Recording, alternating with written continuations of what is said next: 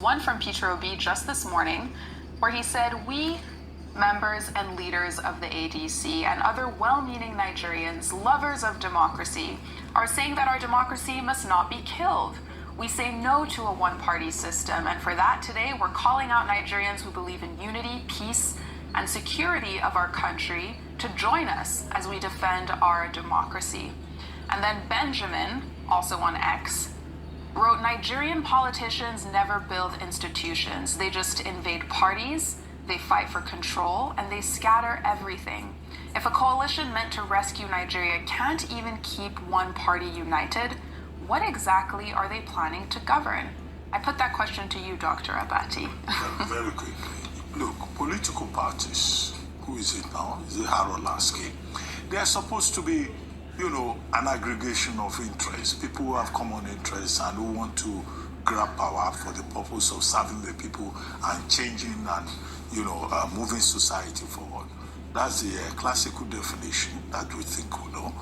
But here in Nigeria, we have seen how the political party system has been bastardized to such an extent that political party systems now have been reduced to the level of special purpose vehicles of the highest bidder, a conclave for godfathers who will now dictate to the people and just have their will without necessarily articulating anything for the common good of society. And that's why many of these political parties, we have 21 of them now. There used to be 19. I think due to court decisions, INEC added 2 more, so about 21. Many of them have no manifestos. When you call their principal officers and say, "What is the view of your political party on this particular issue?" they don't know. You'll be surprised, many of these so-called political leaders, they don't even know what is going on in Iran or how that will affect the situation in Nigeria or in Africa. So this is the kind of ridiculous system that we have found ourselves in.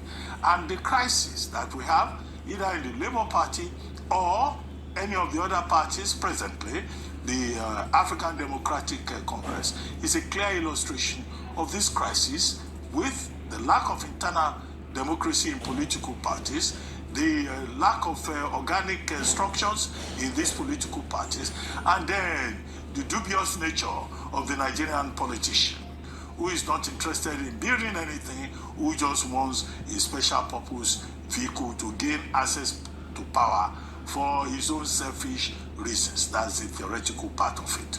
The second part of it, which is the lesson from this ADC, one party, 3 factions, which has now become a party of triplets. And we don't know whether another faction will come out tomorrow, and then it will become a party of quadruplets, because the party is mutating, the party is imploding. It's simply that, look, these parties that are special purpose vehicles, this is their limitation. And I made the point that buyer beware, caveat emptor.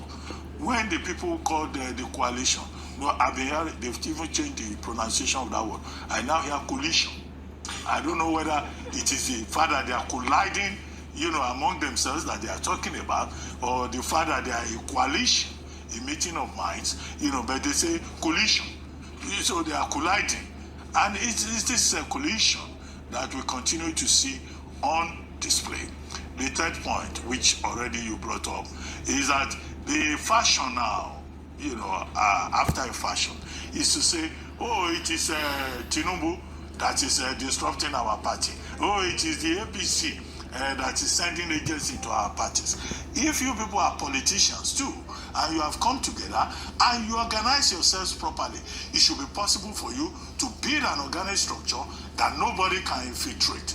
Again, the weakness of the party formation process, not just in Nigeria, but also across Africa. And by extension, one of the basic challenges that we have with the democratization process in Africa, which is a major topic, surviving topic in political science discourse. Absolutely, and that's been discussed at length, this question of the ADC and politics. But we talk about politics, let's also talk about insecurity. By focusing